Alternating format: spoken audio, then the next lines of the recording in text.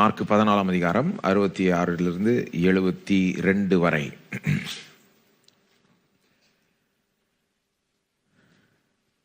அத்தருணத்திலே பேதுரு கீழே அரண்மனை முற்றத்தில் இருக்கையில் பிரதான ஆசாரியனுடைய வேலைக்காரிகளில் ஒருத்தி வந்து குளிர் காய்ந்து கொண்டிருக்கிற பேதுருவை கண்டு அவனை உற்று பார்த்து, நீயும் நசரேயனாகிய இயேசுவோடே இருந்தாய் என்றாள். அதற்கு அவன், நான் அறியேன், நீ சொல்லுகிறது எனக்கு தெரியாது என்று மறுதலித்து வெளியே வாசல் மண்டபத்துக்கு போனான். அப்பொழுது சேவல் கூவிற்று. வேலைக்காரி அவனை மறுபடியும் கண்டு, இவன் அவர்களில் ஒருவன் என்று அருகே நின்றவர்களுக்கு சொன்னாள். அவன் மறுபடியும் மறுதலித்தான்.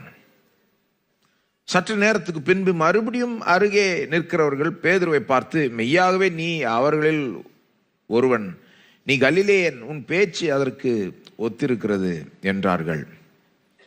அதற்கு அவன், நீங்கள் சொல்லுகிற மனுஷனை அறியேன் என்று சொல்லி சபிக்கவும் சத்தியம் பண்ணவும் தொடங்கினான்.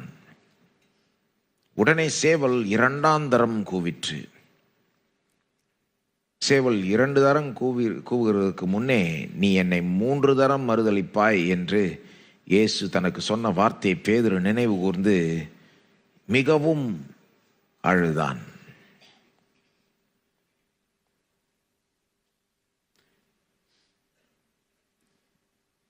பேதுருனுடைய மறுதலிப்பு எடுத்து சொல்கிற இந்த பகுதி இன்றைக்கு பார்க்கிறோம். இப்படிப்பட்ட ஒரு பகுதி வேதத்தில் ரெக்கார்ட் ஆயிருக்கு, பதிவு செய்யப்பட்டிருக்கிறதே ஒரு பெரிய ஆச்சரியம். மார்க்கில் மட்டும் இல்லை, மத்தேயு, மார்க், லூக்கா, யோவான் எல்லா 4 சுவிசேஷங்கள்லையும் பேதுரு எப்படி இயேசுவை மறுதலிச்சார் என்றது பதிவு செய்யப்பட்டிருக்கு. இது நம்ம பைபிளில் இருக்கிறதே என்னத்தை காண்பிக்குதுன்னா, இது உண்மையிலே நடந்திருக்க வேண்டும். இல்லைன்னா இப்படி ஒரு காரியம் இங்கே வந்து ரெக்கார்ட் பண்ணியிருக்கவே மாட்டாங்க, சான்ஸே கிடையாது. சிலர் சொல்கிறாங்கல்ல, இந்த மத்தேயு, மார்க், லூக்கா, யோவான்லாம் சும்மா இயேசுவை பற்றி கட்டுக்கதை, சும்மா என்னத்தையோ கதையை கட்டிட்டாங்க. நான் சொல்கிறேன், இது கதை கட்டுற அழகா இது என்னங்க? இயேசுனுடைய நம்பர் 1 சீஷன். இதை எழுதுகிறப்போலாம் சபையினுடைய தலைவர், பேசிக்லி நம்பர் 1 ஆள் சபையில். அவர் வந்து இயேசுவை இப்படி செஞ்சாருன்னு யாராவது எழுதுவாங்களா, கதை கட்டுவாங்களா? என்ன முட்டாள் தானா? ஜனங்க சும்மா இஷ்டத்துக்கு சொல்கிறது, இதெல்லாம் கதை கட்டியிருக்காங்க அப்படின்னு. இதெல்லாம் வந்து நடக்கலைன்னா இங்கே இப்படி பதிவு செஞ்சுருக்கவே முடியாது. இது உண்மையிலே நடந்தது. முதலாவது அதை புரிஞ்சுக்கணும். இது வந்து சும்மா நாம் ஏதோ ஒரு கதை வாசித்துக்கிட்டு அதிலிருந்து என்னத்தையோ ஒரு பாடத்தை கற்றுக்கிறோம் அப்படின்னு கிடையாது. உண்மையிலே நடந்த சம்பவம். இது நடக்காவிட்டால் பாருங்கள், இது நடந்தது மட்டும் இல்லை, நடந்த இந்த காரியம் பேதுருவுக்கு எவ்வளோ ஒரு அவமானத்தை கொண்டு வந்திருக்கும். அவருடைய பேர் எவ்வளோ இதனால கெட்டிருக்கும் ஒரு விதத்தில் பார்த்தீங்கன்னா. அதெல்லாம் பரவாயில்லன்னு சொல்லி இங்கே பதிவு செய்யப்பட்டிருக்கு. ஏன் இப்படி பதிவு செய்யப்பட்டிருக்குன்னா, ஏன்னா நடந்ததை நாம் தெரிஞ்சுக்கணும் அப்படின்றத விரும்பினார்கள். மத்தேயு, மார்க், லூக்கா, யோவான் இதை எழுதினவர்கள் வந்து நடந்த சம்பவத்தை அப்படியே நாம் தெரிஞ்சுக்கணும், உள்ளதை அப்படியே சொல்லிடணும், எதையும் மறைக்கக்கூடாது. இயேசுடைய வாழ்க்கையில் நடந்த இந்த சம்பவங்களை அப்படியே எடுத்து சொல்லிடணுன்ற ஒரு இது வந்து கண்ணார கண்ட சாட்சி. இது கட்டுக்கதை கிடையாது, இட்ஸ் ஐ விட்னஸ் டெஸ்டிமோனி. மத்தேயு, மார்க், லூக்கா, யோவான் அப்படி தான் பார்க்கணும். பாருங்கள், ஏன் இங்கே பதிவு செய்யப்பட்டிருக்கு? முதலாவது நடந்தது தெரிஞ்சுக்கணும். 2வது, இதிலிருந்து நாம் கற்றுக்கொள்ள வேண்டிய பாடங்களை கற்றுக்கொள்ளணும். நம்முடைய பயனுக்காக இங்கே பதிவு செய்யப்பட்டிருக்கு. வெறும் ஹிஸ்ட்ரி லெசன் மட்டும் கிடையாது. It is history plus. உண்மையிலே நடந்த சம்பவம். ஆனால் வெறும் ஏதோ நடந்து தெரிஞ்சுக்கோங்கன்னு சொல்கிறதுக்கு மட்டும் இல்லை, இதிலிருந்து நம்ம கற்றுக்கொள்ள வேண்டிய பாடத்தை கற்றுக்கொள்ளணும். ஆகவே முதல்ல பேதுரு எப்படி விழுந்தார் என்பதை பார்ப்போம். அதிலிருந்து நம்ம என்ன பாடத்தை கற்றுக்கொள்ளணுன்றதை பார்ப்போம். பிறகு பேதுரு எப்படி மீட்கப்பட்டார், அதிலிருந்து நாம் கற்றுக்கொள்ள வேண்டிய பாடத்தையும் பார்ப்போம். முதலாவது, பேதுரு எப்படி விழுந்தார். விவரமாக சீன் பை சீன் இங்கே விவரிக்கப்பட்டிருக்குது, வர்ணிக்கப்பட்டிருக்கு. பேதுரு எப்படி விழுந்தார்ன்றது அவ்வளோ டீட்டெயிலோடு இங்கே சொல்லப்பட்டிருக்கு பாருங்க. 66ஆம் வசனத்தை அப்படியே நான் சொல்லிகிட்டே வரேன். நீங்கள் பைபிளை பார்க்குறதா பார்க்கலாம், இருக்கிறது தான் சொல்கிறேன், அதை விளக்குறேன். பிரதான ஆசாரியனுடைய அரண்மனைக்குள்ளே வந்துட்டார் பேதுரு. முதல்ல எல்லாரும் இயேசுவை விட்டுட்டு ஓடிட்டாங்க பாருங்கள். எல்லா சீஷர்களும் இயேசுவை கைது செஞ்சாங்க இல்லையா, கெத்செமனி தோட்டத்தில் கைது செஞ்ச உடனே மற்றவங்க எல்லாம் விட்டு ஓடிட்டாங்க. அதுக்கப்புறம் பேதுரு ஃபாலோ பண்ணியிருக்காரு போல இருக்கு. கொஞ்சம் தூரத்திலே ஃபாலோ பண்ணாருன்னு சொல்லப்பட்டிருக்கு.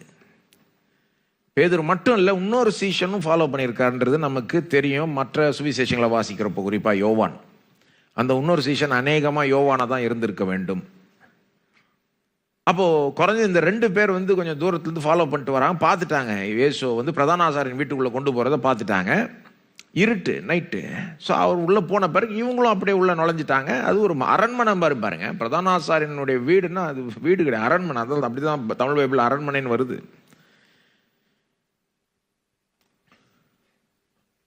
அப்போ ஃபாலோ பண்ணிட்டாங்க, உள்ளே போயிட்டாங்க. அந்த அந்த பிரதான ஆசாரியனுடைய அந்த அரண்மனை முற்றத்தில் இருக்கிறார்கள். விசாரணை நடந்து கொண்டு இருக்குது. இயேசு விசாரிச்சுக்கிட்டு இருக்காங்க.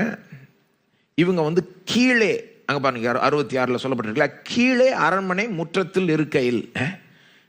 இந்த மாதிரி டீட்டெயிலாம் கீழே இருந்தாங்கன்னு தேவையே கிடையாது. இது ஆக்சுவலாக என்ன சொல்கிறாங்கன்னா, இப்போ நீங்கள் மத்தேயு, மார்க்கு, லூக்கா, யோவான் வாசிக்கிறப்போ சில டீட்டெயில் இந்த மாதிரி கீழே இருந்தாங்கன்னு சொல்லவே தேவையில்லையே. அது நம்ம அதுலேருந்து என்ன பாடம் கற்றுக்க போகிறோம்? இவர் கீழே இருந்தார், அவர் மேலே இருந்தார்ன்றது பாடம், அதில் பாடம் இருக்கா?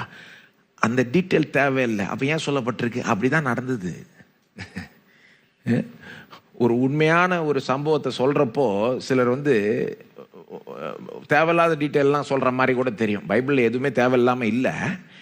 ஆனால் அது அந்த பெரிய பாயிண்ட்டுக்கு ஒன்றும் அவசியம் கிடையாது. ஆனால் அது கண்ணார கண்ட சாட்சினால அப்படியே ஆக்சுவலாக மார்க் எழுந்த சுவிசேஷத்துக்கு பின்னால் இருக்கிறவரே பேதுரு தான். அவர் ஒருத்தர் தான். இங்கே மார்க்கில் மட்டும்தான் சொல்லப்பட்டிருக்கு இது கீழே. அப்படின்னா பிரதான ஆசாரியன் அரண்மனையில் 2 லெவல் இருக்குது. இயேசுடைய விசாரணை மேலே நடந்துக்கிட்டு இருக்கு. பேதுரு கீழே அந்த முற்றத்தில் இருக்கிறார்.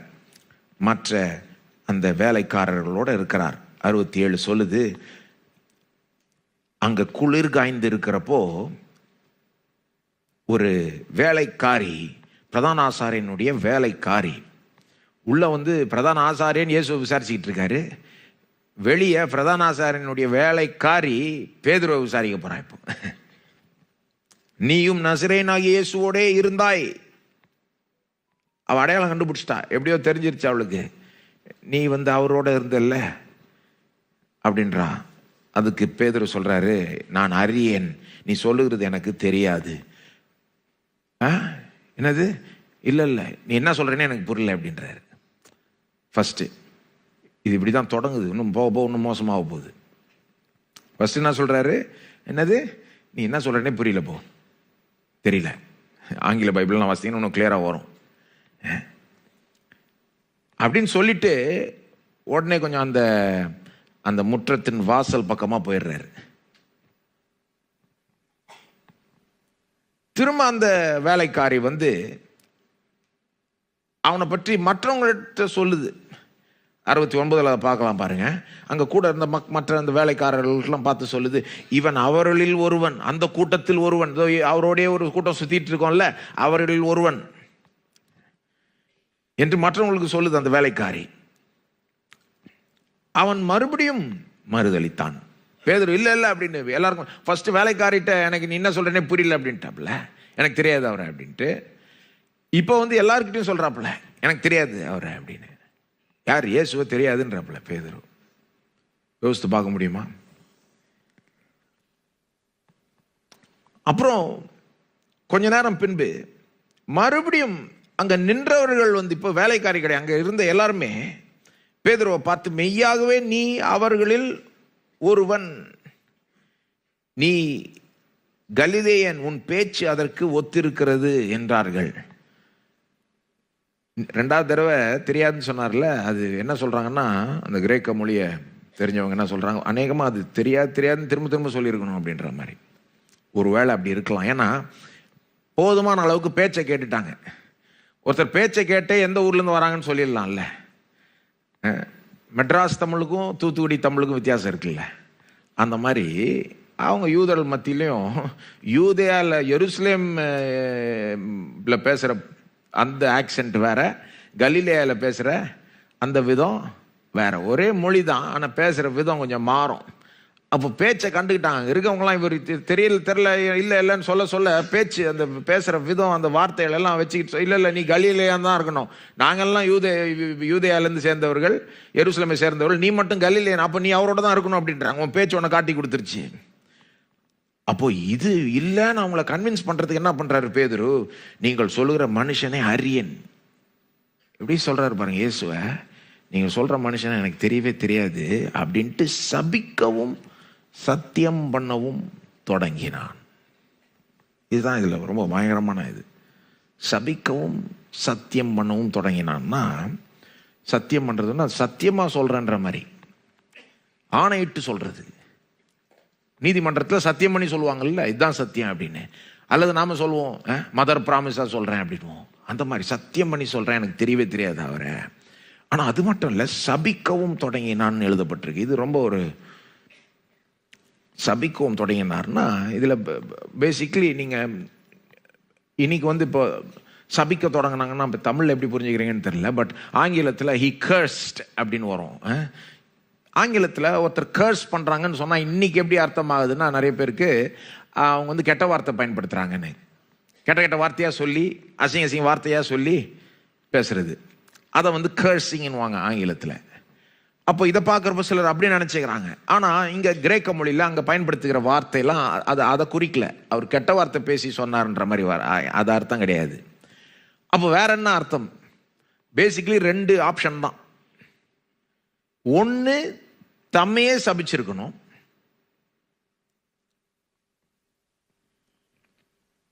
இல்லைன்னா இயேசுவை சபிச்சிருக்கணும். ஏதா ஒன்று தான். தம்மையே சபிச்சு கொட்டி, அதாவது அப்படி நான் மேடையிலேருந்து அப்படி சொல்ல விரும்பல, அந்த வார்த்தைகளை பயன்படுத்த விரும்பல. ஆனால் அப்படிலாம் பண்ணுவாங்க பாருங்க, ஆங்கிலத்திலலாம் அப்படி பண்ணுவாங்க, எல்லா மொழியிலையும் அப்படி பண்ணுவாங்கன்னு நினைக்கிறேன். அதாவது இது உண்மை இல்லைன்னா எனக்கே சாபம் வரட்டும்ன்ற மாதிரி அப்படி தங்களே சபிச்சுக்கிற ஒரு முறை இருக்குது. அப்போ சிலர் இதை பார்த்து சொல்கிறாங்க, அப்போ ஒருவேளை அப்படி தான் செஞ்சுருப்பாரோ. இதில் என்னென்னா, அங்கே ஆக்சுவலாக தமிழ் பைபிளில் கரெக்டாக மொழிபெயர்த்திருக்காங்க. சில நேரம் ஆங்கிலத்தில் வந்து தம்மையை சபிச்சு கொண்டார் அப்படின்னு வந்துடும். ஆனால் அது அப்படி சொல்ல ஒரிஜினல் அப்படி வரல. தமிழ் பைபிள் மொழிபெயர்த்திருக்கிறது தான் கரெக்டு. தமிழ் பைபிள் ஒரிஜினலில் எவ்வளோ சொல்லியிருக்காங்களோ அவ்வளோ மட்டும் சொல்லியிருக்கு. சபிக்கவும் சத்தியம் பண்ணவும் தொடங்கினான். யாரை சபிச்சார் என்ன அப்படின்லாம் ஒன்றும் சொல்லலை, ஏன்னா ஒரிஜினலில் வரல, யாரை சபிச்சார்லாம் வரல. சில ஆங்கில மொழிபெயர்ப்பில் தம்மையை சபிச்சார்ன்றாங்க. ஆனால் இதை படிக்கிற ஆராயிற நிறைய வேத வல்லுநர்கள் என்ன சொல்கிறாங்கன்னா, அநேகமாக இயேசுவை சபிச்சிருப்பாருன்னு. அதுக்கு பல காரணம் கொடுக்குறாங்க. நம்ம நிச்சயமாக சொல்ல முடியாது, ஆனால் அநேகமாக அப்படி தான் இருக்குன்றாங்க. என்ன காரணம் கொடுக்குறாங்கன்னா, ஒன்று, அந்த வார்த்தை it is not a reflexive verb. அதாவது அந்த வினைச்சொல் சபிக்க தொடங்கினான்னு வருதுல, அந்த வார்த்தை வந்து அது தம்மையே சபிக்க தொடங்கினான்னு சொன்னாதான் தம்மையே சபிக்க தொடங்கினான்னு அர்த்தம். இல்லைன்னா அது வெறும் சபிச்சான்றதை வந்து தம்மையை சபிச்சான்னு எடுத்துக்கொள்ள முடியாது. அது அப்படிப்பட்ட வார்த்தையே கிடையாது. ரெண்டாவது, it is a transitive verb. Transitive வேர்ப்னா அதுக்கு வந்து ஒரு ஆப்ஜெக்ட் அவசியம். அது யாராவது சபிச்சார்னு சொல்கிறப்போ தான் அந்த வார்த்தையை பயன்படுத்துவாங்க ஒழிய சும்மா அப்படியே தானாக சபிக்க தொடங்கினான்னு அப்படியே மொட்டையாக விட மாட்டாங்க அந்த வார்த்தையை பொதுவாக பயன்படுத்துகிறப்போ. அது மட்டும் இல்லை, நமக்கு தெரியும் ஆதி திருச்சபையிலெல்லாம் பார்த்தீங்கன்னா இயேசுவை இந்த உபத்திரம் வரப்போ, கிறிஸ்தவர்களுக்கு உபத்திரம் வரப்போ, கிறிஸ்தவர்களை வந்து ஒரு நீதிமன்றத்துக்கு முன்னாலேயோ ஒரு அதிகாரிக்கு முன்னாலேயோ கொண்டு வந்து கேட்பாங்க, நீ கிறிஸ்தவனா இல்லையா அப்படின்னு. அப்போ கிறிஸ்தவன் இல்லைன்றதுக்கு ஒரு ப்ரூஃப் என்னன்னா, சரி உங்க இந்த இயேசுவை நீ சபி அப்படின்வாங்க. பாலிகார்ப்லாம் அப்படிதான் பார்த்து சொன்னாங்க, ரத்த சாட்சியா மரிச்ச பாலிகார்ப், கர்ஸ் ஹிம் அப்படின்னாங்க, அவரை சபி. அவர் சொன்னார், எனக்கு 86 வருஷமா எனக்கு உண்மை உள்ளவராக இருந்த எனக்கு அன்பு காட்டின எனக்கு இவ்வளோ நல்லதை செஞ்சவரை நான் எப்படி சபிப்பேன், முடியவே முடியாது அப்படின்னார். அது ஒரு அடையாளம். அதாவது அதை பற்றி எழுதுகிற அந்த ரோம அரசாங்கத்தில் இருக்கிற ஆட்களே பிறகு எழுதுறாங்க, ஒரு உண்மையான கிறிஸ்தவனுக்கு வந்து இயேசு சபிக்க முடியாதுன்ற மாதிரி, வாய் வராது அப்படின்ற மாதிரி எழுதுறாங்க. இங்க ஒருவேளை இயேசுவே சபிச்சிருப்பாருன்றாங்க. தான் இயேசுனுடைய சீஷன் இல்லைன்றத சந்தேகம் இல்லாமல் நிரூபிக்கும்படி அப்படி செய்திருப்பார் அப்படின்றாங்க. அப்ப ஏங்க பைபிள்ல சொல்லப்படலைன்னு நீங்க கேட்கலாம். அது நிறைய பேர் அந்த கேள்வியை கேட்கறாங்க. கரெக்டான கேள்விதான். பைபிள்ல சொல்லப்படாததுனால நிச்சயமா நாம் அந்த முடிவுக்கு வர முடியாது. இது அநேகமா இப்படி இருக்கலாம்னு தான் சொல்லாமே ஒழிய, அல்லது ஒருவேளை இப்படி இருக்கலாம்னு தான் சொல்லாமே ஒழிய, நிச்சயமா இப்படி இருந்திருக்கும்னு சொல்ல முடியாது. ஒருவேளை தம்மையை கூட சபிச்சிருக்கலாம். பைபிளை வியாக்கியானம் பண்றப்ப ஜாக்கிரதையா இருக்கணும். அப்ப ஏன் பைபிள் அப்படி சொல்லப்படலன்னா என்ன சொல்றாங்கன்னா, அதை அப்படி எழுத வேண்டான்னு விட்டாங்க. அப்படி எழுத வேண்டான்னு விட்டுருப்பாங்கன்னு.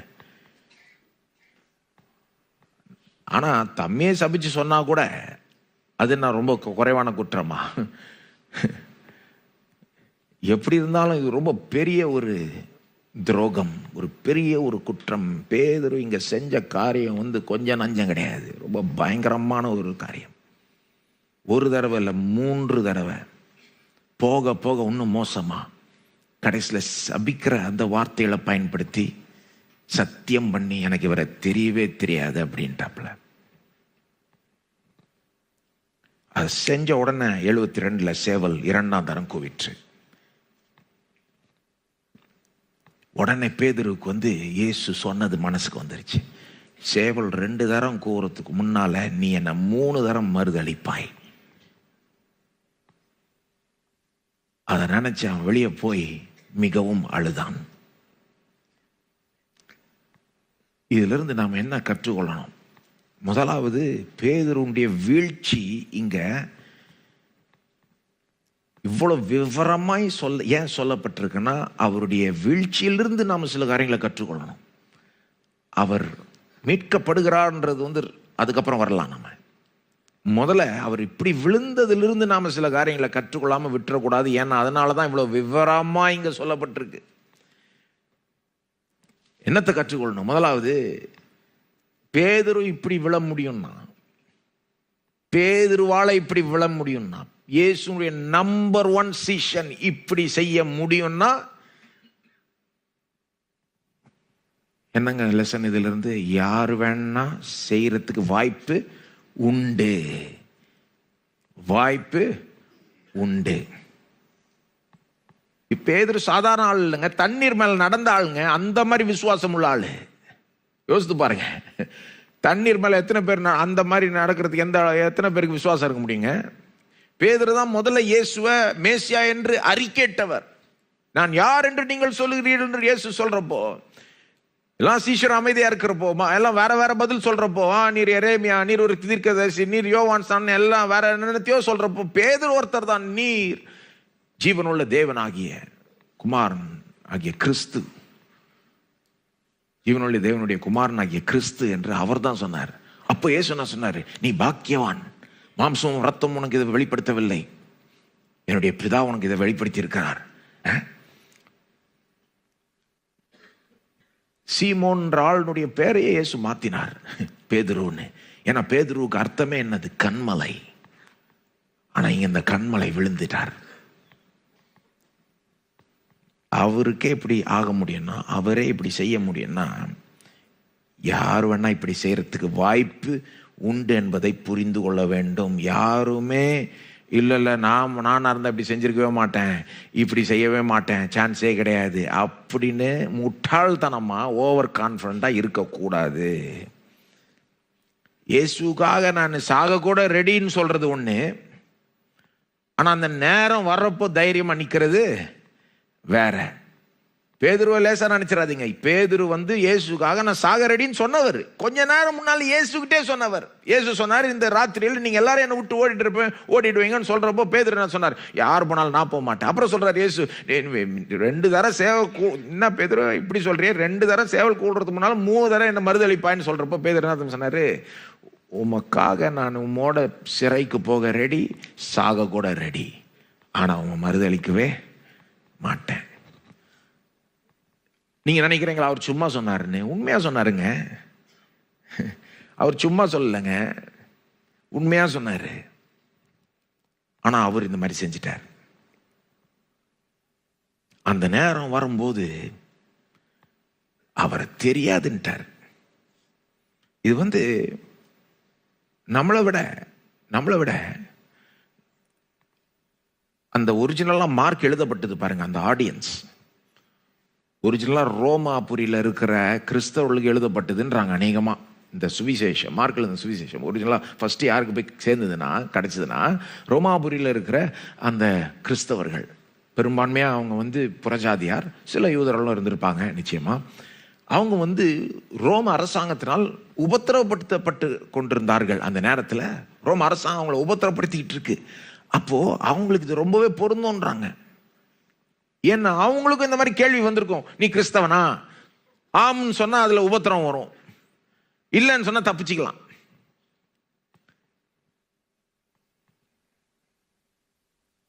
இப்போ ஒரு பாடம் என்னன்னா, இது யாருக்கு வேணா நடக்கலாம். ரெண்டாவது, பேதுருவுக்கு இது ஏன் நடந்ததுன்னு பாருங்க. அது ஏன் நடந்ததுன்னா, ஒரு காரணம் பேதுருனுடைய ஓவர் கான்ஃபிடன்ஸ். பேதுருனுடைய இந்த நேரத்தில் பேதுருக்கு இப்படி ஏன் நடந்ததுன்னா, அந்த நேரத்தில் பேதுரு ஒரு காரணம் என்னன்னா, ரொம்ப ஓவர் கான்ஃபிடென்ட்டாக இருந்தார். அல்லது இப்படி சொல்லலாம், செல்ஃப் கான்ஃபிடென்ட்டாக இருந்தார். தன் மேலே ஓவராக நம்பிக்கை வைத்திருந்தார். அதான் நான் சொன்னேன் இல்லையா, இயேசு சொல்கிறார் மார்க் 14 கொஞ்சம் மணி நேரம் முன்னால் தான் சொன்னார், நீங்கள் எல்லாரும் என்னை விட்டு போயிடுவீங்கன்னு. அவர் 27ஆம் வசனத்தில் சொல்கிறப்போ பேதுரு அதுக்கு ரிப்ளை கொடுக்குறாரு 29. உமது நிமித்தம் எல்லாரும் இடரல் அடைந்தாலும் நான் இடரல் அடையேன். வேற எல்லாரும் விட்டு போனால் கூட நான் மட்டும் விட்டு போகவே மாட்டேன். அதாவது ரொம்ப கான்ஃபிடண்டா இருக்காப்புல. மற்றவர்களை விட இவர் சிறந்தவர் என்று கான்ஃபிடண்டா இருக்கிறார். வேற எல்லாரும் விட்டு போனா நான் விட்டு போக மாட்டேன். ஏன்னா எப்பவுமே பேதுரு கொஞ்சம் லீடர் மாதிரி பாருங்க, அவர் தான் லீடர் அந்த குரூப்ல. அப்ப அவர் செட் பண்ண இல்ல, நான் விட்டு போக மாட்டேன். அவர் சொன்ன பிறகு எல்லாரும் சொல்றாங்க நாங்களும் விட்டு போக மாட்டோம் அப்படின்றாங்க. ஆக்சுவலா நம்ம பேதுரு இன்னைக்கு அவருடைய தவற இன்னைக்கு புட்டு வைக்கிறோம். ஆனால் மற்ற சீஷர்கள் ஒன்றும் செய்யாமல் ஒன்றும் இல்லை. அட்லீஸ்ட் பேதுரு அங்கே இருந்தார். அட்லீஸ்ட் பேதுரு இயேசுவை இவ்வளோ தூரம் ஃபாலோ பண்ணார். எங்கள் பிரதான ஆசாரியன் அரண்மனைக்குள்ளே வந்தார். மற்றவங்களும் ஒடியே போயிட்டாங்க, அவ்வளோதான். வெறும் பேதுரும் யோவானும் தான் இப்படி இவ்வளோ தூரம் ஃபாலோ பண்ணியிருக்காங்க பாருங்க. இப்போ என்ன பேதுரு பாருங்க, மற்றவர்களோட சிறந்தவர் அப்படின்ற ஒரு எண்ணம் அவருக்கு இருந்தது. அவங்க விட்டு போனவரை நான் விட்டு போக மாட்டேன். நீதிமொழிகளில் சொல்லப்பட்டிருக்குல்ல, அழிவுக்கு முன்னானது அகந்தை, விழுதலுக்கு முன்னானது மனமேட்டிமை. கிட்டத்தட்ட பெருமைன்ற இதுக்கு போகுது இது. செல்ஃப் கான்ஃபிடன்ஸ் பாருங்க, தன் நம்பிக்கை வேலைக்காகாதுங்க கிறிஸ்தவத்தில். தன் நம்பிக்கை உலகத்தில் பெரிய விஷயம். அது உலகத்தில் எப்படின்னா, அவங்க எப்படி பார்க்குறாங்கன்னா, ரெண்டே ஆப்ஷன் தான் இருக்குது அவங்கள பொறுத்த வரைக்கும். ஒன்று நம்பிக்கையே இல்லாமல் ஒரு தைரியமே இல்லாமல் கோலத்தனமாக இருக்கணும், இல்லைன்னா தைரியமாக தன்னம்பிக்கையோட வாழணும். கிடையாது, அதுதான் ரெண்டு ஆப்ஷன் கிடையாது. அது உலகத்தில் இருக்கிற ரெண்டு ஆப்ஷன். ஆனால் அவங்க பார்க்குறப்போ எது நல்லா தெரியுது, ஐயோ கோலத்தனமாக தைரியம் இல்லாமல் வாழ வேண்டாம், தன்னம்பிக்கையோட வாழ்வோம். தன்னம்பிக்கை என்னைக்காவது ஒரு நாள் கைவிட்டுரும். அதனால தான் பைபிள் நான் சொல்லுது, நீ உன்னை நம்பி வாழாத, கர்த்தரை நம்பி வாழு. கர்த்தரை நம்பி வாழு. உன் கான்ஃபிடன்ஸ், உன்னுடைய அந்த அந்த நம்பிக்கையை உன் மேலேயே வச்சுக்காத, அவர் மேலே வை. அவர் மேலே எவ்வளோ கான்ஃபிடன்ஸ் வச்சாலும் அது பிரச்சனையே கிடையாது. அதில் எவ்வளோ வேணா ஓவர் கான்ஃபிடண்டாக இருக்கலாம், பரவாயில்ல. நம்ம மேலே ஓவர் கான்ஃபிடன்ஸ் வச்சாதான் அங்கே எங்கேயாவது ஒரு நாள் இடிக்கும், கைவாரிடும். பேதுருக்கு அதுதான் ஆச்சு. ஒரு காரணம் அவருடைய வீழ்ச்சிக்கு ஒரு காரணம் என்னன்னா, அந்த ஒரு விதமான ஒரு பெருமை. இல்லை என்ன இருந்தாலும் நான் நின்றுவேன்,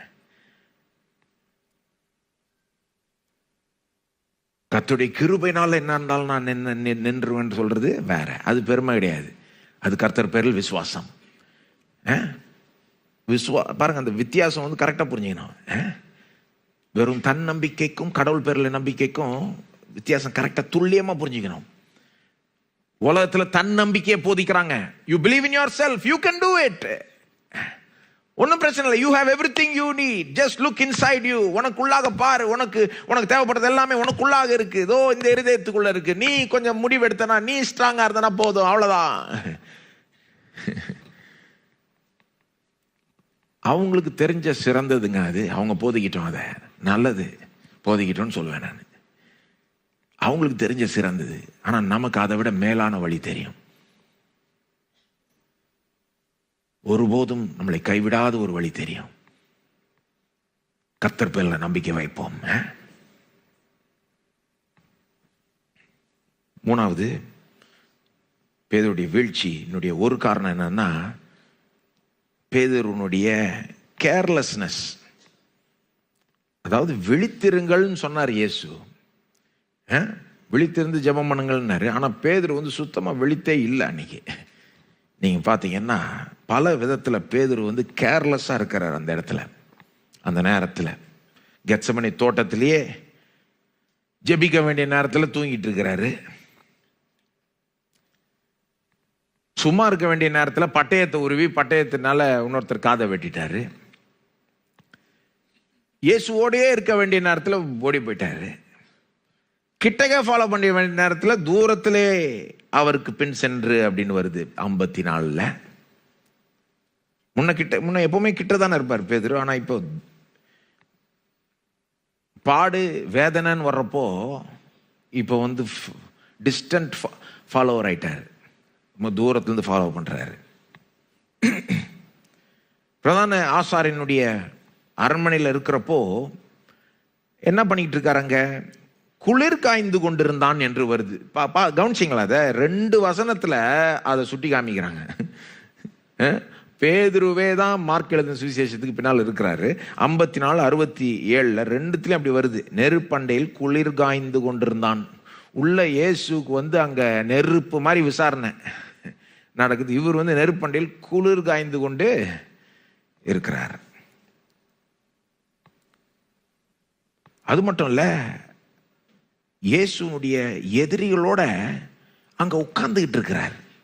அது செஞ்சிருக்கவே கூடாது. இயேசுவை பரியாசம் பண்ணுகிற அந்த ஆட்களோட சேர்ந்து அங்க உட்கார்ந்துகிட்டு அவங்களோட சேர்ந்து குளிர் காய்ந்து கொண்டிருக்கிறார். 54 வசனம் சொல்லுது பாருங்க. அவங்களோட உட்கார்ந்து கொண்டிருந்தார். உட்கார்ந்து சும்மா லேசா அந்த பக்கம் நடந்து போல உட்கார்ந்து கொண்டிருக்கிறார். சங்கீதம் 1 சொல்லுது, துன்மார்க்கருடைய ஆலோசனையின்படி நடவாமலும் பாவிகளுடைய வழியில் நில்லாமலும் பரியாசக்காரர் உட்காரும் இடத்தில் உட்காராமல் இருக்கிற மனுஷன் பாக்கியவான். அந்த பக்கம் போறதே தப்புன்ற மாதிரி வேதம் சொல்லுது. இவர் அந்த பக்கம் போய் அங்க கொஞ்சம் செட்டில் ஆகி கொஞ்சம் அங்கேயே உட்கார்ந்து அவங்களோட கம்ஃபர்டபுள் ஆயிட்டார். சங்கீதம் 26:5 சொல்லுது, பொல்லாதவர்களின் கூட்டத்தை பகைக்கிறேன், துன்மார்க்கரோட உட்காரேன். அவர் அங்க இருந்ததே ஒரு ப்ராப்ளம் ஆயிடுச்சு. ஒரு நல்ல எண்ணத்தோட தான் போனார். கவனிங்க, அவங்களோட போய் பரியாசரோட போய் உட்காரலான்னு ஒன்றும் போல. ஒரு நல்ல எண்ணத்தோட தாங்க போனாரு. ஏசு விட்டு போயிடக்கூடாது, கொஞ்சம் அட்லீஸ்ட் தூரத்துல இருந்து அது இருந்து பார்க்கணும் என்ன நடக்குது. நல்ல எண்ணத்தோட தாங்க போனாரு. ஆனா அவர் செஞ்ச செயல் தப்பாயிடுச்சு. நல்ல எண்ணத்தோட தப்பான காரியத்தை செய்யலாம், நல்ல எண்ணத்தோட போய் கூட விழலாம்.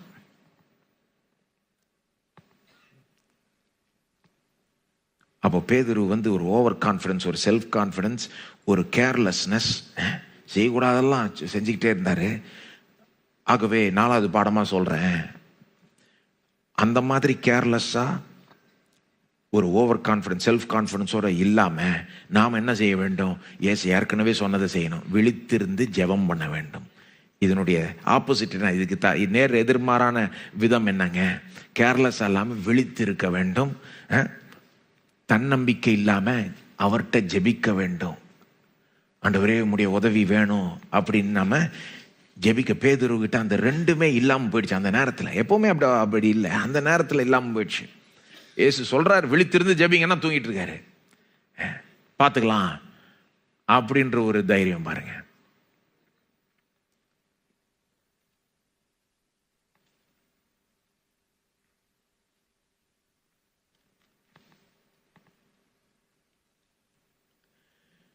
இயேசு சொல்றாரு, ஆனா பேதுரு அதை செய்யல.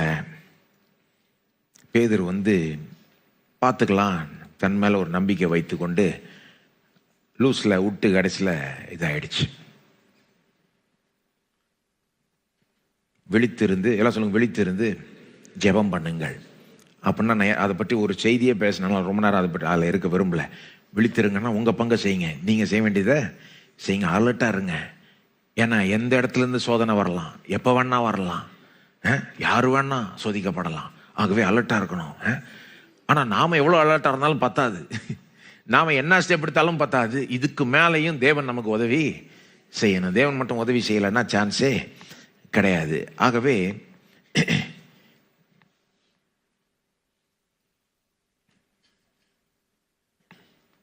பேதுருவுக்கே தேவனுடைய உதவி தேவைப்பட்டதுன்னா, தேவனுடைய உதவி மற்றும் அந்த ஜாக்கிரதை பேதுருவுக்கே தேவைப்பட்டதுன்னா நிச்சயமா நமக்கும் தேவை.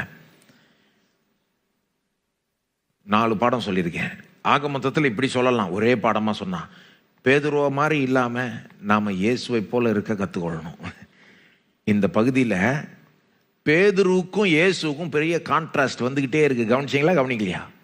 இந்த மார்க் 14 கடந்த நிறைய வாரமாக பேதுருவுக்கும் இயேசுக்கும் அப்படியே ஒரு கான்ட்ராஸ்ட் வந்துக்கிட்டே இருக்கு. கெத்செமனே தோட்டத்தில் இயேசு ஜெபிக்கிறார், பேதுரு தூங்குறார். கெத்செமனே தோட்டத்தில் இயேசுவை கைது செய்கிறாங்க. இயேசு வாலண்டியராக தம்மையே ஒப்பு கொடுத்துட்றாரு. பேதுரு என்ன பண்ணுறாரு? பட்டயத்தை உருவி அங்கே ஃபைட் பண்ண பார்க்குறாரு. இயேசுக்கும் பேதுருவுக்கும் கான்ட்ராஸ்ட் வந்துக்கிட்டே இருக்கு. பிரதான ஆசாரியன் அரண்மனையில் இயேசு உண்மையாக தைரியமாய் சாட்சி சொல்லுகிறார். ஆம், நான் தான் கிறிஸ்து, நான் தான் தேவகுமாரன். அது மட்டும் இல்லை, மேகங்கள் மேல் வரப்போகிற மனுஷகுமாரனும் நான் தான். தைரியமாக உயிர் போகும்னு தெரிஞ்சும் சாட்சி கொடுக்குறார். பேதுரு கோலத்தனமாக நடந்து இயேசுவையே அங்கே மறுதளிக்கிறார். அந்த கான்ட்ராஸ்ட் அந்த அந்த விசாரணையில் ரொம்ப பயங்கரமாக இருக்கு பாருங்க. உள்ள இயேசுவை விசாரிக்கிறாங்க, மேலே இயேசுவை விசாரிக்கிறாங்க, கீழே பேதுருவை விசாரிக்கிறாங்க. அவர் வெற்றிகரமாக அதில் பாஸ் ஆகிறாரு விசாரணையில், ஆனால் உயிர் போகுது. பேதுரு ஃபெயில் ஆகிறாரு, உயிர் பிழைச்சிக்கிறார்.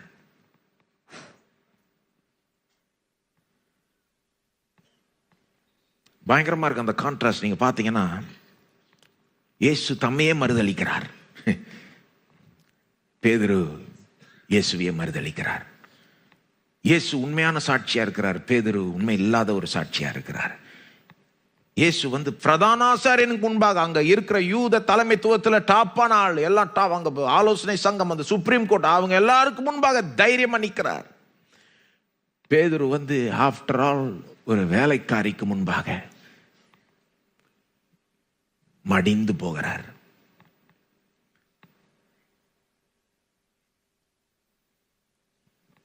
இயேசுவை சொன்னாங்க தேவதூஷணம் பண்ணிட்டாருன்னு சொன்னாங்க இல்லையா? போன தடவை பார்த்தோம், இயேசு தான் தேவதூஷணம் சொல்லிட்டாருன்னு. ஆக்சுவலாக அவர் தான் சத்தியத்தை பேசினாரு. ஆக்சுவலாக இங்கே தேவதூஷணம் செய்கிறது அநேகமாக ஒருவேளை பேதுருவா இருந்திருக்கலாம். இயேசுவே சபிச்சார்ன்றது உண்மையா இருக்குமானால் அங்க தேவதூஷணமே செய்தார். நிச்சயமா சொல்ல முடியாது, ஆனா அப்படி இருக்கலாம்.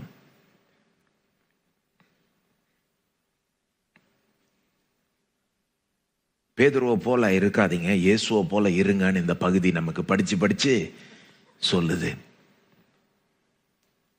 அப்போ பேதுருடைய வீழ்ச்சியிலிருந்து நிறைய பாடங்களை நாம கற்றுக்கொள்ளலாம். ஆனா வெறும் அப்படி பார்த்தா பத்தாது. ஏன்னா விழாதவங்களை பார்த்து, நான் பேதுருவை போல விழாதவங்களை பார்த்து இது வரைக்கும் சொன்ன காரியங்களை நான் சொல்லலாம். ஆனா என்ன பிரச்சனைனா, சில பேர் பேதுருவை போல விழுந்துட்டாங்க, சில பேர் பேதுருவை போல விழுந்துட்டாங்க. ஒருவேளை பேதுருவை போல இந்த மாதிரி 3 தடவை மறுதளிச்சு இப்படிலாம் செய்யாமல் இருக்கலாம். ஏன்னா நாம் வாழ்கிற உலகம் வேற, நம்மளை பார்த்து இந்த மாதிரி யாரும் கேள்வி கேட்கல.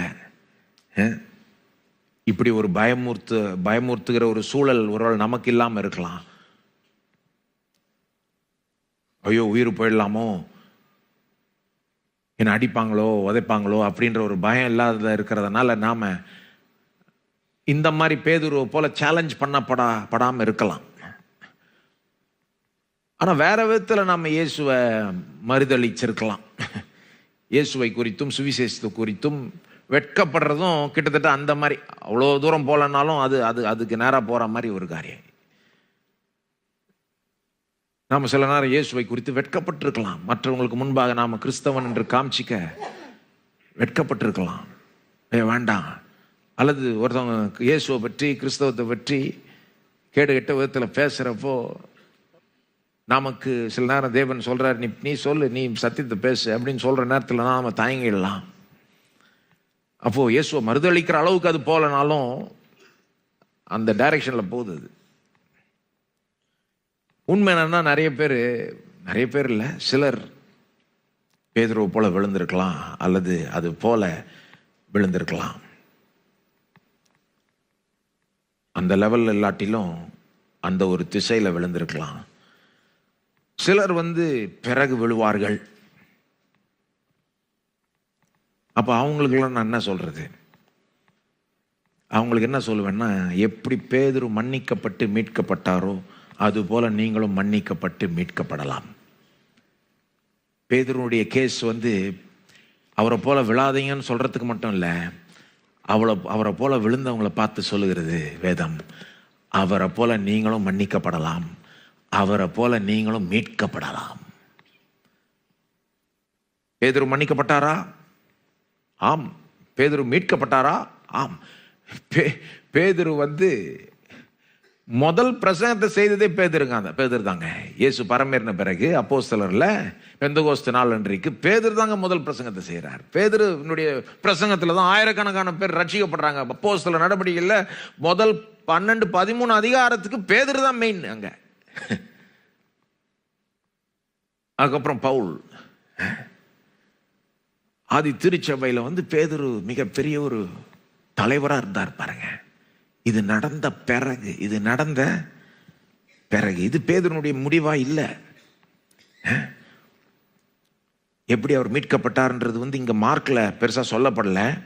ஆனா நீங்க மத்தேயு, மார்க், லூக்கா, யோவான், அப்போஸ்தலர் எல்லாத்தையும் வாசித்து சேர்த்து வச்சு பார்த்தீங்கன்னா அந்த முழு படம் கிடைக்கும் பாருங்க. இயேசு அவரை மீட்டுக் கொள்றார். இப்படி அவரை மறுதளிச்ச பேதுருவே இயேசு எவ்வளோ அற்புதமாக மீட்டு கொண்டார் தெரியுமா? ஆக்சுவலாக லூக்காவில் சொல்லப்படுது. லூக்கா 22 பேதுரு 3ஆம் தடவை மறுதளிச்சப்போ அந்த சேவல் கூவிட்டு உடனே இயேசு பேதுருவை திரும்பி பார்த்தாராம். இப்போ நான் யோசித்து பார்க்குறேன், பேதுரு கீழே இருக்கிறாரு, அந்த முற்றத்தின் வாசலுக்கு வந்துட்டாரு, இயேசு மேலே இருக்கிறாரு. அந்த நேரத்தில் அநேகமாக இயேசுவை விசாரிச்சுக்கிட்டு இருந்திருப்பாங்க, இல்லைன்னா அடிச்சுக்கிட்டு இருந்திருப்பாங்க. நீங்கள் மற்ற சுவிசேஷங்கள்லாம் வாசிக்கிறப்போ அப்படி தான் வருது. அவரை அரைஞ்சாங்க, துப்புனாங்கலாம் வருது இல்லை இதுக்கு முந்தின பகுதியில். அவர் ஒரு ஷீட்டை போட்டு மறைச்சி தீர்க்கதரிசனம் சொல்லுன்றாங்கல்ல, அவரை குத்திக்கிட்டு இருந்தாங்க. நீ மேசியானா அப்போ தீர்க்கதரிசனம் சொல்லு, தேவகுமாரனா தீர்க்கதரிசனம் சொல்லுன்னு. என்ன தெரிலன்னா அவங்களுக்கு அவர் சொன்ன தீர்க்கதரிசனம் தான் கீழே நிறைவேறி கொண்டிருக்கு.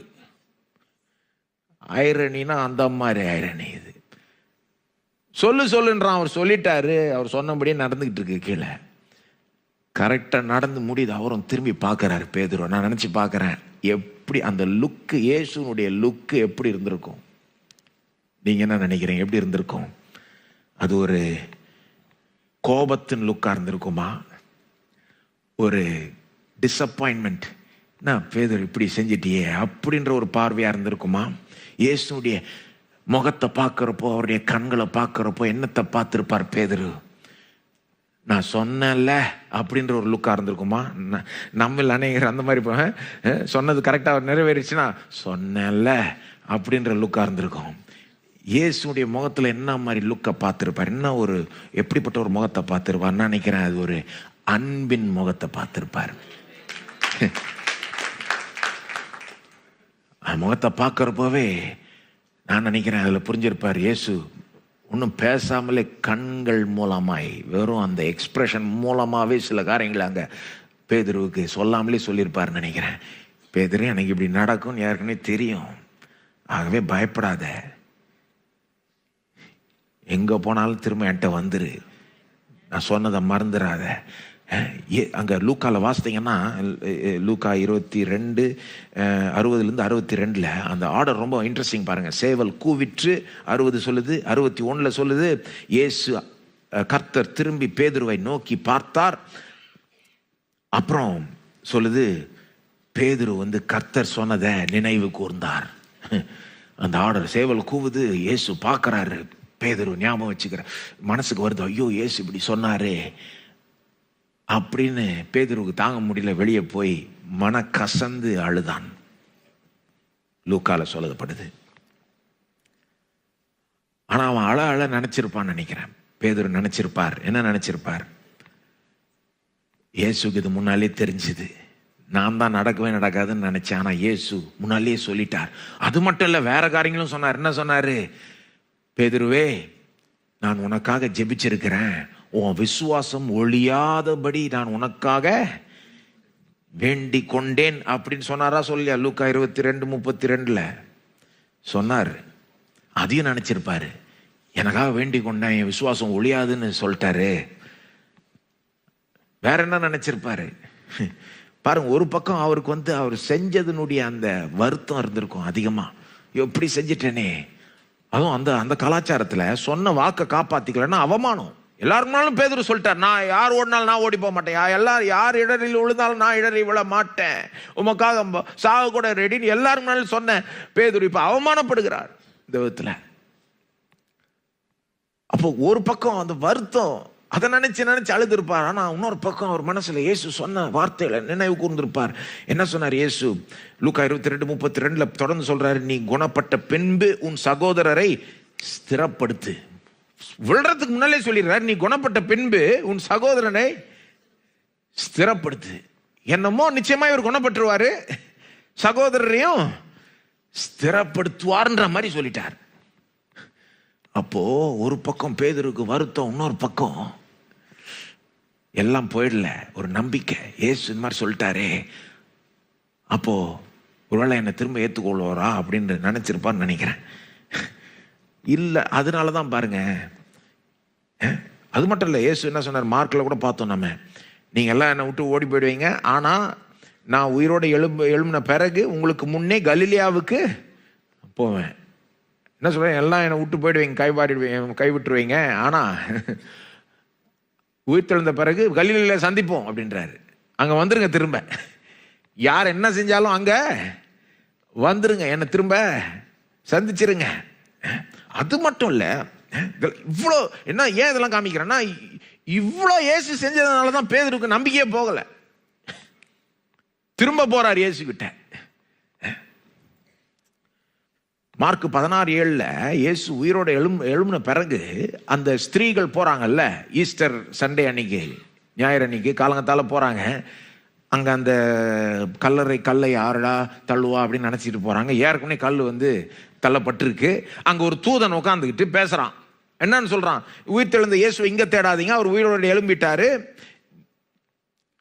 நீங்க போய் அவருடைய சீஷரிடத்திற்கும், இது மார்க் 16:7, நீங்க போய் அவருடைய சீஷரிடத்திற்கும் பேதுருவினிடத்திற்கும் போய் உங்களுக்கு முன்னே கலிலேயாவுக்கு போகிறார், அவர் உங்களுக்கு சொன்னபடியே அங்கே அவரை காண்பீர்கள் என்று அவர்களுக்கு சொல்லுங்கள். அந்த தூதன் சொல்றான் அந்த ஸ்திரீகள்கிட்ட, இயேசு உயிரோட எழும்பிட்டாரு, நீங்க போய் அவருடைய சீஷர்ட்ட சொல்லுங்க, குறிப்பா பேதுருட்ட சொல்லுங்க. எப்படி இருக்கு பாருங்க, விட மாட்டேங்கிறார் இயேசு. நீ என்ன செஞ்சாலும் திரும்ப என்கிட்ட வர, பேதுருட்ட சொல்லுங்க, கலிலேயாவில் சந்திப்போம். அது மட்டும் இல்ல, யோவானும் ஒருவேளை கொஞ்சம் உற்சாகப்படுத்திருக்கலாம். யோவான் வந்து அன்பின் சீஷன், ரொம்ப அன்புள்ளவர், இயேசுனுடைய அன்பை ரொம்ப உணர்ந்தவர், மற்றவங்களுக்கும் அன்பை ரொம்ப காமிச்சவர், அன்பை ரொம்ப வலியுறுத்தினவர். அநேகமாக யோவானும் பேதுருக்கு அன்பு காட்டியிருப்பாருன்னு தான் சொல்றாங்க. அது மட்டும் இல்லை, யோவான்ல தான் பேதுரு எப்படி முழுமையாய் மீட்கப்படுகிறார்ன்ற ஃபைனல் சம்பவம் வருது.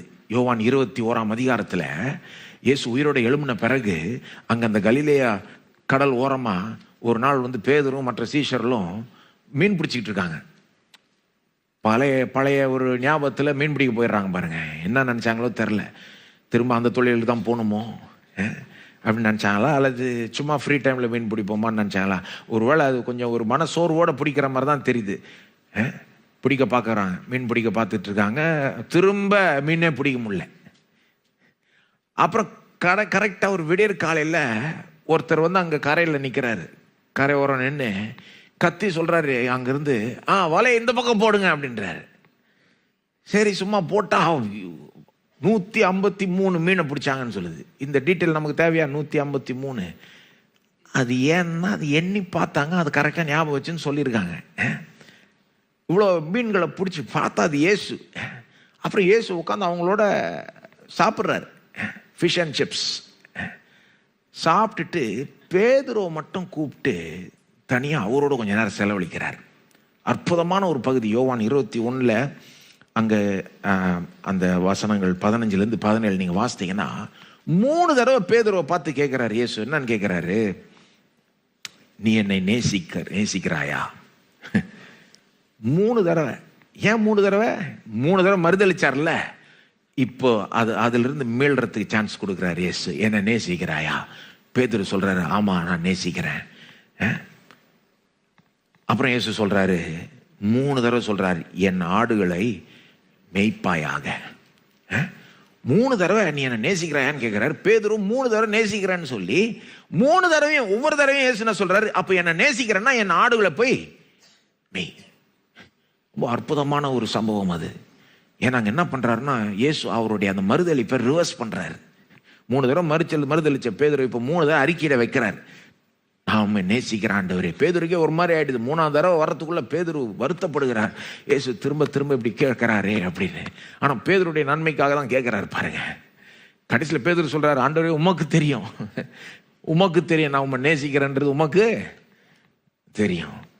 ஒவ்வொரு தடவையும் என்ன சொல்றாரு இயேசு? என் ஆடுகளை மேய்ப்பாயாக. அப்படின்னு என்ன தெரியுமா? என்னை நேசிக்கிறேன்னா அப்போ என்னுடைய சபையை நீ நடத்து, தலைவனா நீ இரு. என்னை நேசிக்கிறாயானா, என்னை நேசிக்கிறேன்னா அப்ப நான் சொல்றதை செய், போய் லீடர் ஆயிருன்னு அர்த்தம். எப்படி இருந்திருக்கும் பாருங்க பேதுருக்கு. நினைச்சிருப்பார் பேதுரு, நிச்சயமா இவ்வளவு செஞ்ச பிறகு இனிமே நான் லீடரா இருக்கவே முடியாது, சான்ஸே கிடையாது.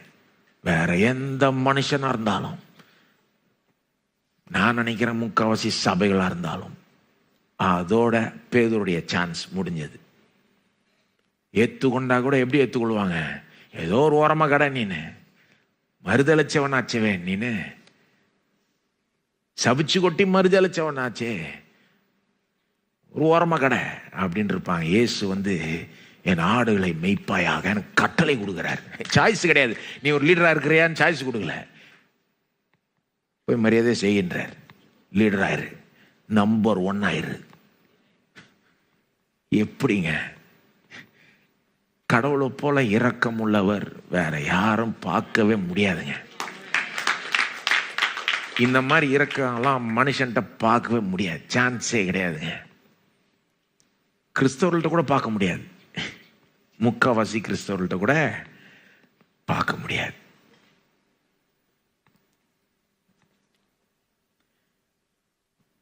பேதுரு போய் அப்போஸ்தலர்ல அவர் பிரசங்கம் பண்றாரு.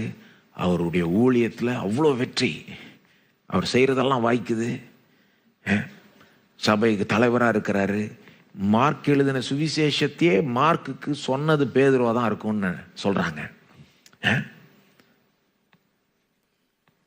பூரணரா இல்லை, ஆனாலும் அதுக்கப்புறமும் பார்த்தீங்கன்னா கலாத்தியர் 2 பார்த்தீங்கன்னா பவுலுக்கும் பேதுருக்கும் ஒரு சர்ச்சை நடக்குது, ஒரு ஆர்கியூமெண்ட். பவுல் வந்து பேதுருவை கண்டிக்கிறார் ஒரு விஷயத்துல. ஏன்னா அங்கேயும் கொஞ்சம் ஒரு விதத்தில் கொஞ்சம் ஒரு தைரியம் இல்லாம நடந்துக்கிறார் பேதுரு. கலாத்தியர் 2ஆம் அதிகாரத்தில், அதுக்குள்ள நான் போக விரும்பல, ஒரு தப்பான காரியத்தை செய்யறார். பவுல் கண்டிக்கிறார், பவுல் சொல்றது கேட்டுக்கிறார் பேதுரு. அப்ப அப்படியே பர்ஃபெக்ட் ஆயிட்டாருன்னு கிடையாது, ஆனா அவர் எப்படி முடிக்கிறாருன்னு பாருங்க. அவர் வாழ்க்கைய அவர் ரத்த சாட்சியா மரிச்சாருன்றாங்க. நீரோனுடைய அந்த ரோம பேரரசன் நீரோ ரோமாபுரி ஆண்டப்போ, ரோமா சாம்ராஜ்யத்தை ஆண்டப்போ அவன் வந்து கிறிஸ்தவர்களை துன்பப்படுத்தினான். அந்த நேரத்தில் பேதுருவை வந்து கொன்று விட்டார்கள், சிலுவையில் அரைஞ்சாங்கன்னு சொல்றாங்க பேதுருவை. கிறிஸ்தவ பாரம்பரியம் தான் சொல்லுது நமக்கு, பாரம்பரிய சரித்திரம். பேதுரு எப்படி செத்தாருன்னா சிலுவையில் அறையப்பட்டார்னு. அப்போ அறையிற நேரத்தில் அவர் சொன்னாராம், எனக்கு இயேசுவை போல என்ன அப்படி அறையாதீங்க, தலையில அரைஞ்சிருங்கன்னு. அவரை போல சாகிறதுக்கு நான் பாத்திரன் இல்லை அப்படின்ட்டாராம். தலைகீழ சிலுவையில் அறையப்பட்டார் என்று கிறிஸ்தவ பாரம்பரிய சரித்திரம் சொல்லுது.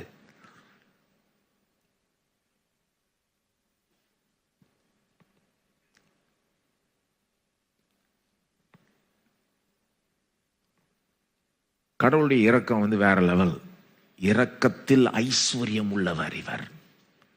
நீங்க யாரா இருந்தாலும் என்ன செஞ்சிருந்தாலும் நீங்க திரும்ப அவர்கிட்ட வந்துட்டீங்கன்னா உங்களை அவர் மன்னிப்பார், உங்களை அவர் மீட்டு கொள்வார், உங்களை அவர் பயன்படுத்துவார்.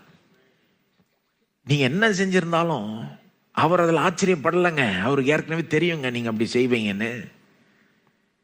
முட்டாள்தனமா அப்படியே தூரமா இருந்துட்டு இருக்காதீங்க. திரும்ப அவர்கிட்ட வாங்க. வேற எங்கெங்க போவீங்க? நான் சொல்றேன், வேற எங்க போவீங்க? போறதுக்கு வேற இடமே இல்லைங்க. கடவுள்கிட்ட இருந்து தூரமா ஓடிலாம் போக முடியாது. எங்க போனாலும் அவர் இருப்பார். ஆகவே அவர்கிட்ட ஓடி வரதே பெட்டர். ஏன்னா அவரை போல இரக்கமுள்ளவரை பார்க்கவே முடியாது. நமக்காக உயிரையே கொடுத்தவர். பேதுரு அங்க மறுதளிக்க இயேசு அங்க பேதுருக்காக உயிரை கொடுத்துட்டு இருக்காரு. அப்ப நீங்க யாரா இருந்தாலும் என்ன செஞ்சிருந்தாலும் ஒருவேளை நீங்க நினைக்கலாம் என்னெல்லாம் மன்னிப்பாரா? வேதத்தின் அதிகாரத்தின்படி நான் சொல்லுகிறேன், நீங்க இயேசுட்ட திரும்ப வந்தீங்கன்னா அவர் இரக்கம் காமிப்பார். நம்பி வந்தீங்கன்னா நிச்சயமா அவர் இரக்கம் காமிப்பார். அவர் அப்படிப்பட்டவர் தான். அவர் இரக்கத்துக்கு முடிவே இல்லை. அவைகள் காலைதோறும் புதியவைகள்.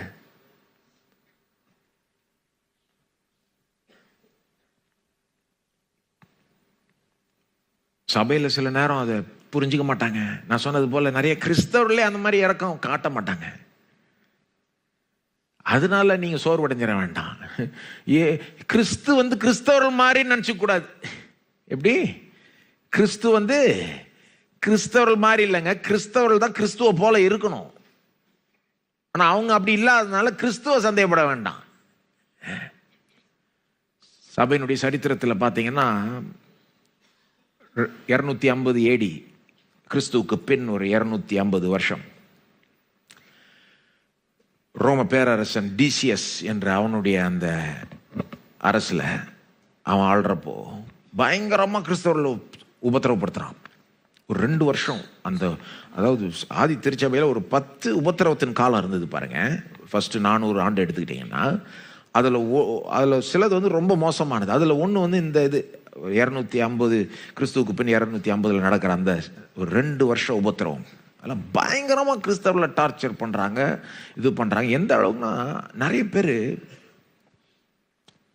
பேர்னா ஒரு சிலர் அந்த டார்ச்சர்னால அவங்க இயேசுவை மறுதளிச்சிட்டாங்க. அது நடந்தது. அப்படியே நிறைய பேர் உயிரே கொடுத்தாங்க, ரத்த சாட்சியா மறிச்சாங்க. சிலர் இயேசுவை மறுதளிச்சிட்டாங்க. ஏன்னா அவன் டார்ச்சர் பண்றான். அதான் அந்த அளவுக்கு டார்ச்சர் பண்றான். இங்க பேதுரு டார்ச்சர் ஒன்றும் பண்ணல. ஒரு வேலைக்காரி பார்த்து கேள்வி கேட்டது. அவர் ஆமா நான் இயேசுடைய சீஷன் சொல்லியிருந்தா கூட எனக்கு தெரிஞ்சு அநேகமா என்ன நடந்திருக்கும், கொஞ்சம் அடிச்சிருப்பாங்க அல்லது சிறையில் போட்டிருப்பாங்களே, அந்த மாதிரி ஏதாவது பண்ணியிருப்பாங்க. உயிரே போயிருக்குமான்னு தெரில எனக்கு இந்த இடத்துல பேதுருவுக்கு. ஆனால் நான் சொல்றது உபத்திரம் எப்படின்னா, நீ கிறிஸ்தவன் ஒத்துக்கிட்டா அவ்வளோதான், உயிரே போயிடும்ன்றது மட்டும் இல்லை, உன்னை டார்ச்சர் பண்ணி சாகடிப்போம். அப்போ அதனால சிலர் இயேசுவை மறுதளிச்சிட்டாங்க. அவங்க அந்த மற்ற கடவுள் மற்ற தேவர்களை வணங்கிட்டாங்க. அவங்க ரோமர்கள் சொல்ற மாதிரியே செஞ்சிட்டாங்க. அப்புறம் அந்த 2 வருஷத்துக்கு கழிச்சு அது கொஞ்சம் அந்த உபத்திரம் தணிஞ்சிருச்சு. அந்த பேரரசன் செத்துட்டான். அப்போ அப்படியே கொஞ்சம் தணிஞ்சிருச்சு. அதுக்கப்புறம் அந்த மறுதளிச்சவங்க திரும்ப சபைக்கு வராங்க. வர்றப்போ சபையில் இருக்கிறவங்க சொல்றாங்க, இல்லை அவங்களை ஏற்றுக்கூடாது, ஏன்னா சில பாவங்களுக்கு மன்னிப்பே இல்லை அப்படின்றாங்க. சில பாவங்களுக்கு மன்னிப்பே இல்லை. முக்காவாசி பாவத்துக்கு மன்னிப்பு இருக்கான சில பாவம் இயேசுவை மறுதளிச்சா இப்படி போய் வேற வேற வேற தேவர்களை வணங்கிட்டு அதுக்கப்புறம்லாம் வர்றதுக்கு சான்ஸே கொடுக்க முடியாதுன்னு ஒரு சபையில் ஒரு குரூப் சொல்லிட்டு இருக்கு. அவங்க சொல்றாங்க, விபச்சாரம், கொலை, இயேசுவை மறுதளிக்கிறது, அதெல்லாம் அதுக்கெல்லாம் மன்னிப்பே கிடையாது அப்படின்ற மாதிரி ஒரு கூட்டத்தார் சொல்றாங்க. ஆனா அதுல இன்னொரு பெரிய கூட்டத்தார், இன்னும் இன்ஃப்ளூயன்ஷியல் ஒரு செல்வாக்கு மிக்க ஆட்கள் என்ன எந்திரிச்சு சொன்னாங்கன்னா, சில பிஷப்ஸ்லாம் என்ன எந்திரிச்சு சொன்னாங்கன்னா, பேதுருவை ஏற்றுக்கொண்டவர் யார் வந்தாலும் ஏற்றுக்கொள்வார் அப்படின்ட்டாங்க. பேதுருவை ஏற்றுக்கொண்டவர் யார் வந்தாலும் ஏற்றுக்கொள்வார். அவங்க உண்மையிலே மனம் திரும்பி வந்தா போதும், மனம் திரும்புதல் உண்மையா இருந்தா போதும், இயேசு அவங்கள ஏற்றுக்கொண்டா நாம யார் அவங்கள தடுக்கிறதுக்கு அப்படின்ட்டாங்க. எல்லா கிறிஸ்தவர்களும் அப்படி இருக்க மாட்டாங்க. ஆனா இயேசு அப்படிங்க, இயேசு அப்படி. ஆகவே நீங்க இயேசுவாண்டை திரும்ப வாங்க. இன்னைக்கு நாம பேதுருவை போன்ற ஒரு சூழல்ல நம்ம ஃபேஸ் பண்ணிக்கிட்டு இருக்கோன்னு கிடையாது. நம்மளை பார்த்து யாரும் கிறிஸ்தவனா இல்லையா அப்படின்னு கேட்டு நம்மளை சிறையில் போடுற அந்த மாதிரி ஒரு சூழல் இப்போதைக்கு இல்லை. கர்த்தருக்கு ஸ்தோத்திரம். ஆனால் இந்த மாதிரி ஒருவேளை சில குற்றங்களை செய்து கடவுளுக்கு விரோதமாய் கடவுளுக்கு துரோகம் செய்து நம்ம பாவம் செய்து போறப்போ சில நேரம் நமக்கு இருக்கிற என்னன்னா எனக்கு மன்னிப்பு இல்லை, அல்லது மன்னிப்பு இருந்தா கூட என்னை தேவன் பயன்படுத்த மாட்டார், ஏதோ ஒரு ஓரமாக கிடக்கணும், அவ்வளோதான், நான் அது இருந்தாலே போதும் பரவாயில்ல அப்படின்னு நாம இருக்கிறோம். ஆனால் தேவன் அப்படி இல்லை. உங்களை மன்னித்து முழுமையாக ஏற்றுக்கொண்டு உங்களை பயன்படுத்துவார், பல விதத்தில் உங்களை மீட்டு கொள்வார். பிசாசு பாருங்க, பாவம் செய்யறதுக்கு முன்னால பயங்கரமாக சோதிப்பான். செய் செய் செய் செய் செய் அப்படின்வான். செஞ்ச பிறகு செஞ்சிட்டல அவ்வளோதான் போச்சு அப்படின்வான். அவனை மாதிரி ஒரு கேடி இல்லை. அவனுடைய தந்திரங்களை கொஞ்சம் தெரிஞ்சுக்கணும். செய்யறதுக்கு முன்னால அப்படி ஆசை ஆகும்பான், செஞ்ச பிறகு பத்தியா செஞ்சல அப்போ நீ போச்சு போ உனக்கு அப்படின்வான். அவன் பேச்ச நம்பாதீங்க. நீங்க யாரா இருந்தாலும் என்ன செஞ்சிருந்தாலும் உங்கள்கிட்ட என்ன பலவீனம் இருந்தாலும் இயேசுகிட்ட வந்துருங்க. இல்லைங்க திரும்ப செஞ்சுட்டு திரும்ப வந்துருங்க. போதுமான அளவுக்கு அவர்கிட்ட திரும்ப வந்தீங்கனாலே உங்களை சரி பண்ணுவார். அவர் உங்களை சும்மா அப்படியே விட மாட்டார், சரி பண்ணாம உங்களை விட மாட்டார். இப்படி சொல்றேன்றதுனால எப்படி வேணா வாழ்ந்துக்கலாம், என்ன வேணா செஞ்சுட்டு இயேசு அப்படி ஒன்றும் சொல்ல வரல. நாம நீங்க போதுமான அளவுக்கு இயேசுகிட்ட திரும்ப திரும்ப வந்தீங்கன்னா உங்களை சரி பண்ணாம விடவே மாட்டார். நிச்சயமா சரி பண்ணி விட்டுருவார், உங்களை பேதுருவை போல ஆக்கிடுவார். சரித்திரத்தில் எத்தனையோ பேர்கிட்ட இதை பார்க்கலாம்.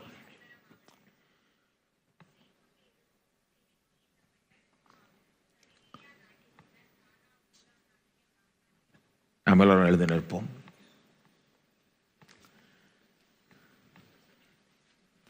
நீதிமான் 7 தரம் விழுந்தாலும் திரும்பவும் எழுந்திருப்பான். எத்தனை முறை விழுந்தீங்கன்னு கிடையாது, திரும்ப எழுந்திருங்க. உங்களுக்கு ஒரு மனசுல ஒரு எண்ணம் இருக்கும், என்ன பிரயோஜனம். ஒருத்தர் சொல்றாரு, என்ன பிரயோஜனம் கடவுள்கிட்ட போய், எனக்கு தெரியும் அவர் மன்னிப்பாருன்னு, ஆனா எனக்கு இதுவும் தெரியும், நான் திரும்பவும் அதை போய் நான் செய்வேன்னு தெரியும் அப்படின்ற. சரி, என்ன தெரிஞ்சாலும் வந்துருங்க, என்ன தெரிஞ்சாலும் வாங்குங்க. நான் அதுதான் சொல்லுவேன் அவர் மாதிரி ஆட்கள்கிட்ட. ஏன்னா உங்களுக்கு தெரியறத விட அவருக்கு தெரியும்.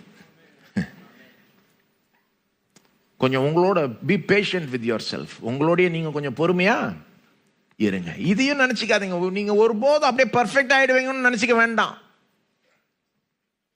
பேதுருடைய வாழ்க்கை கலாத்தியர் 2 பேதுரு அங்க கூட ஒரு தப்பான காரியத்தை செய்யறாரு. ஒரு நாள் நான் எந்த தப்பு அப்ப தப்பு செஞ்சிருவோம் அப்படின்னு நினைச்சா. ஆமாங்க, அது இயேசு வரப்ப நம்மளை பூரணர் ஆக்கிடுவார். ஒரு பிழை இல்லாம அவரை போலவே மாற்றி விட்டுருவார். அந்த அளவுக்கு ஒரு பரிசுத்தம் உள்ளவர்களாய் ஆக்கி விடுவார். அது வரைக்கும் ஒரு பரிசுத்தத்துல வளர்ச்சி. அதுதான் கிறிஸ்தவத்துல நம்ம அதை தான் நாட வேண்டும். அதுதான் தேவனுடைய சித்தம். ஆனா ஒருபோதும் நான் பர்ஃபெக்ட் ஆயிடுவேன்னு நினைக்கிறது முட்டாள்தனம். அது மேட்டுமை. இந்த வாழ்க்கையில அப்படிப்பட்ட ஒரு விதத்தில் நம்ம கிறிஸ்தவ வாழ்க்கையை அணுகக்கூடாது. போக போக நான் வளர்ந்துட்டே வரேன். அப்படி எங்கேயாவது நடுவில் நான் விழுந்தா கூட நான் கடவுள்கிட்ட திரும்ப போயிடுறேன், இயேசுகிட்ட திரும்ப போயிடுறேன். என்ன அவர் ஏற்றுக்கொள்வார், என்ன அவர் மன்னிப்பார், என்ன அவர் பயன்படுத்துவார் அப்படின்னு தான் சிந்திக்கணும். பாருங்க, நீதிமான் 7 தரம் விழுந்தாலும் திரும்பவும் எழுந்திருப்பான், துன்மார்க்கரோ தீங்கிலே இடருண்டு கிடப்பார்கள். நீதிமானுக்கும் துன்மார்க்கனுக்கு என்னங்க வித்தியாசம்? நீதிமான் விழதான் செய்யறான், ஆனா திரும்ப வந்துடுறான், ஏஞ்சிடறான். துன்மார்க்கன் அப்படி அதிலே கிடக்கிறான். ஜெபிப்போமா? ஒருவேளை நீங்க சில பாவங்களையோ என்னத்தையோ செய்த நிமித்தமா உங்களுக்கு ஒரு குற்ற உணர்வு இருக்குமானால், தேவன் உங்களை மன்னித்து விட்டாரா இல்லையான்ற ஒரு சந்தேகம் இருக்குமானால், அதை இப்பவே தீர்த்து விடுங்கள். பேதுரு ஏற்றுக்கொண்ட இயேசு எவரையுமே ஏற்றுக்கொள்வார். இப்பொழுதே உங்க பாவத்தை நீங்க அறிக்கை செய்யலாம். இப்போ உடனே செய்யலாம். நீங்க உங்க பாவத்தை அறிக்கை செய்யுங்க. இயேசுவே என்னை மன்னியும்னு சொல்லுங்க.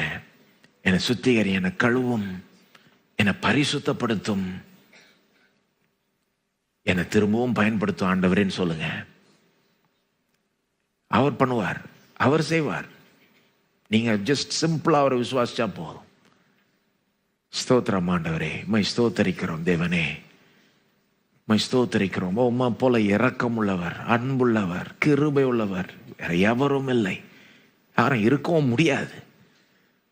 இரக்கத்தில் ஐஸ்வர்யம் உள்ள தேவன், கிருபையின் மகா ஐஸ்வர்யத்தை வரும் காலங்களில் எங்களுக்கு விளங்க செய்ய நீர் சித்தம் கொண்டு விட்டீர்.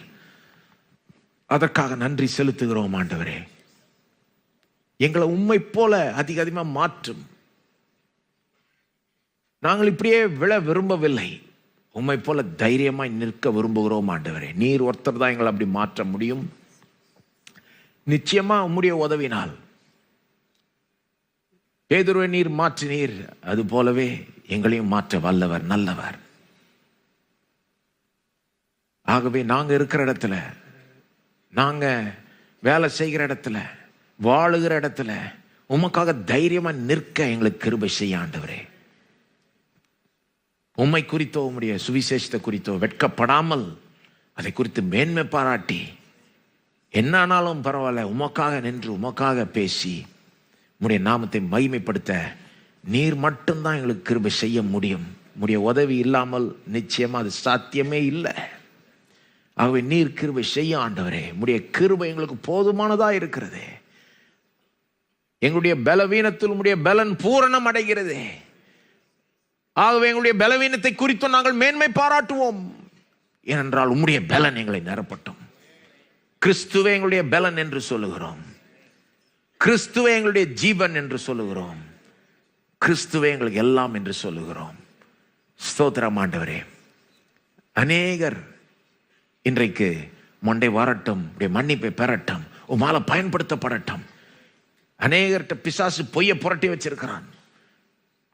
நீ எல்லாம் ஒன்னெல்லாம் பயன்படுத்தவே முடியாதுன்னு. அந்த பொய்யை நம்பாம முடிய சத்தியத்தை நம்ப கிருபை செய்ய ஆண்டவரே. அவர்களும் உமால பயன்படுத்தப்பட முடியும், வல்லமையாய் பயன்படுத்தப்பட முடியும் என்பதை அவர்கள் நம்ப உதவி செய்ய ஆண்டவரே.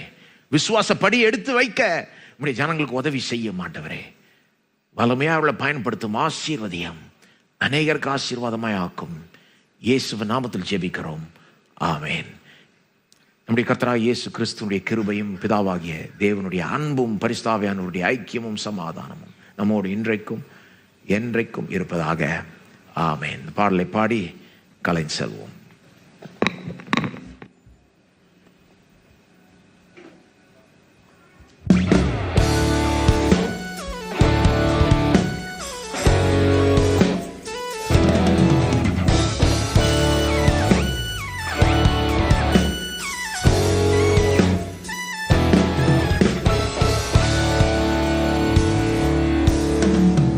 எத்தனை முறையிடறினாலும் அத்தனையும் மன்னித்தீரே.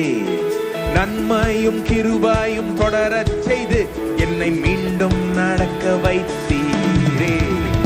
எத்தனை முறையிடறினாலும் அத்தனையும் மன்னித்தீரே. நன்மையும் கிருபையும் தொடரச் செய்து என்னை மீண்டும் நடக்க வைத்தீரே.